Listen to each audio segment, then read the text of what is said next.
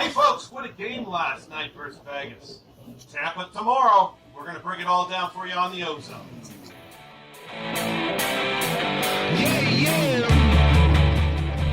You're in the offensive zone, your place for Leafs hockey. Hey folks, welcome to the offensive zone. That's Coach, that's KD, and I'm the Devo. We're here to talk all things Leafs. Let's get things started. What a game last night for Leafs fans. Dominant performance versus a good team. Badly bitten by the injury bug. KD, what did you see? Well, first thing is they started on time. Like, we finally, we've been talking about, lots of people talk about starting on time, but all four lines rolled early, all tilted the ice, all had chances, all limited time in their own end. So it was a great start. Nice to get that first goal, but I think when you set the tempo, it really helps this team. We're certainly a momentum team. Once the offensive bug starts, it seems to catch to everyone. So that part was great. And your favorite word, structure. The coach will be real happy. Like, we've seen it 2 games in a row now. Certain things have been done really, really well. If you want me to break into it, I think there's one specific scene, if you can call that one play up, on Nylander's goal. It was the 4th goal, but it's a good example of how structure creates performance. And we have people who can do fabulous things on the ice, but you need the structure to create that. And here, when you take a look at the puck caught up the boards, we had Bunting stay in his own zone right where he was supposed to. Puck got to him. He was supported right away by Matthews, the center, who was skating full speed, but right there with him, backed off the D. Normally that pass goes right to Matthews, and he'll have lots of momentum through the neutral zone. But in this case, he was able to go across the ice to a streaking Nylander. And I'll tell you, that guy, he looks beautiful skating with the puck, and he can score in that spot almost at will. So we get to see genius when we create boring structure creates that great genius. So that was a good point, and nice to see. We saw it the game before where we saw great structure in the line to Kerfoot, short passes from the D. I think it was Muzzin to Kerfoot. Kerfoot supported directly by Marner in that zone. So it's that puck support. You want those forwards nice and tight, close together. You make those quick, easy passes. From there, you have momentum to gain the offensive zone. From there, you work the puck deep, back to Brody, over to Muzzin, shot on net, people crash in net, all sorts of little things, the little minutia things that need to happen for you to get to the next level, to do well in the playoffs. These are things starting to find themselves into the Leaf game more often. The more that happens, the more momentum we get, the further you're going to go in the season and into the playoffs. This was a big game. For the Leafs, inside that room, there was a good deal of turmoil. I think we got a picture of Pierre Engvall here. I've been talking about Engvall in each podcast, and for him to be able to play, and for the boys to really play for him last night was huge. Because I don't know if people are aware of this, but CNN was reporting there have been a few giraffe deaths at the Dallas Zoo, and that's going to get to Engvall. And, he's probably, fortunately for the Leafs, they don't come to Dallas until March, until in the new year, so he should be good there. But that's got to shake a guy like him.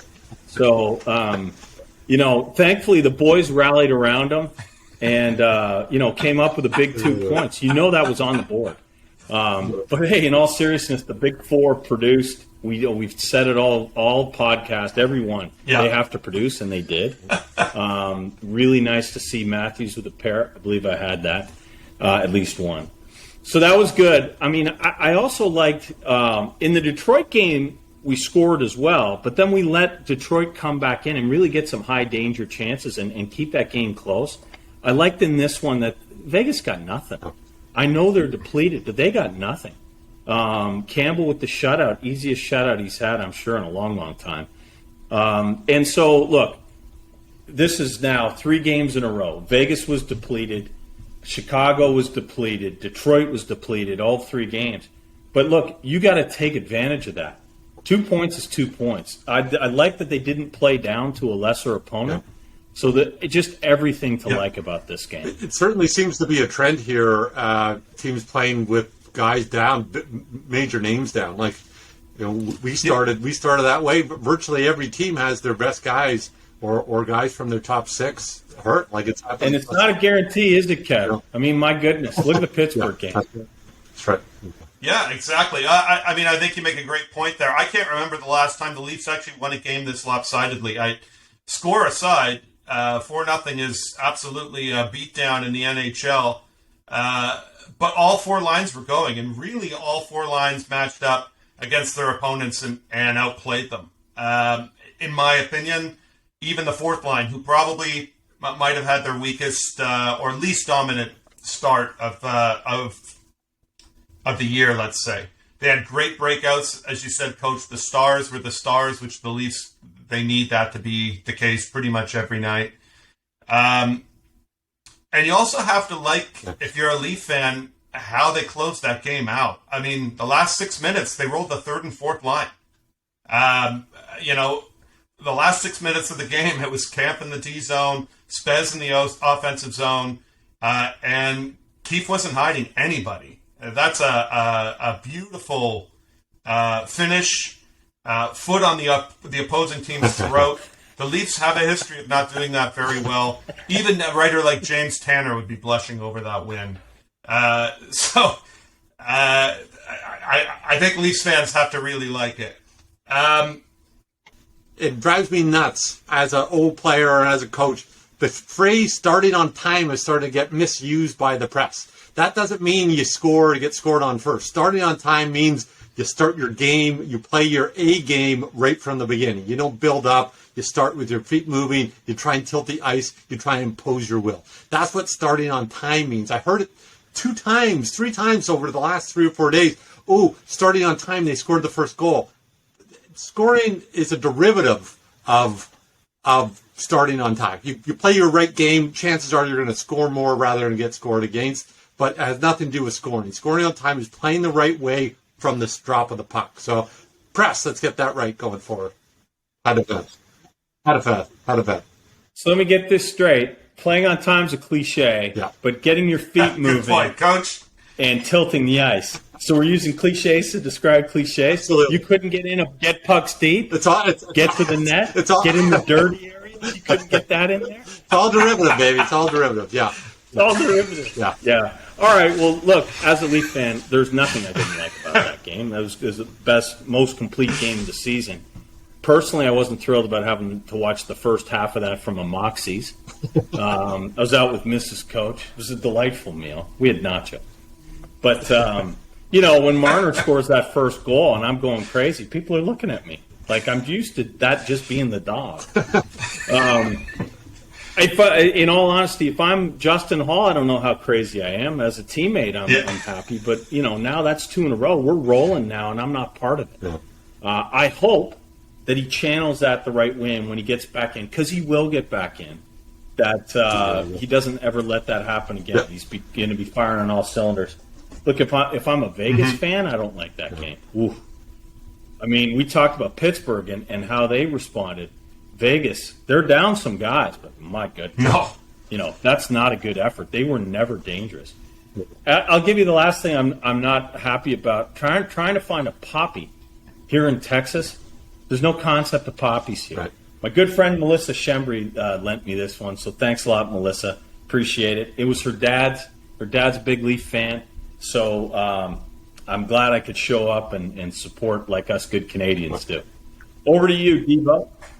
Yeah, I think KD said it. You're kind of nitpicking when you try to come up with something wrong with this game. I think this is the most complete game that I can remember in the Keefe era.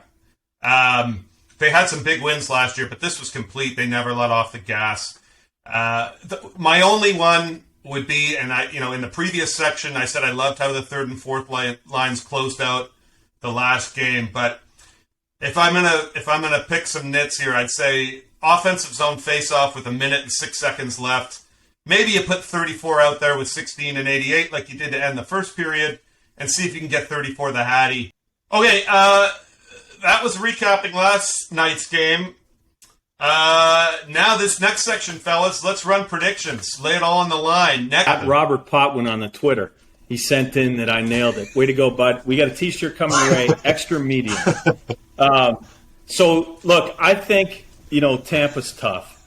We're tied in the standings. They have one less game. But they're a little banged up, too. Bogo's out 4 to 6 weeks. Number one bullshit, Kucherov is out. So we got to take advantage of another depleted opponent here. I'm calling a 4-1 win. And I'm saying Matthews gets one. Yeah. Same as I've always said. And I'll give you one more quick prediction. I don't know if we have a picture of this. I lived in Europe in 2017 for half a year or so, and the World Championships were there. There are Leaf fans everywhere. This picture's in Cologne. Those people didn't speak a lick of English. But then I went to see Canada play in Paris. I think they beat, Norway 5-0 or something. In that game, Mitch Marner, coming off his rookie year, played with Alex Killorn and Braden Point coming off his rookie year. And so my predictions about Tampa, I call the 4-1 win. I say Point scores the one. And I also say he's going to finish top 3 in NHL MVP voting. He's a tremendous player. I didn't know anything about him until I saw him in this game in the World Championship. He was fantastic, and obviously he's just gotten better. That's it for me. Yeah, he's Devo's go-to in OT, but 88. I think it's going to be a 88. tight game. Fortunately, it looks like Kucherov is going to get ready for the playoffs now. He'll sit out the rest of the year, and they'll stack the cap, and he'll be ready to go come playoff time. But they're still a stacked team. They're going to be tough to go, and they have Vasilevsky going. So I think we have a goalie show going. I think both guys are going to stand well. Campbell plays great at home. I don't want to jinx it. Maybe I just did, but Vasilevsky always brings the A game. So goals will be scarce, I think. Yeah, I like the call. I'm calling an overtime game as well. I say 3-2 Leafs overtime. 88 scores it. My thing with 88, he either goes down and scores or he puts himself wildly off position and it comes the other way. So either way, it's always exciting when 88's out there. Not a lot of shootouts when 88's on the ice in OT. So there you got it, folks. Everything you need to know about the upcoming game and what just happened. Thanks for joining us here on the OZone.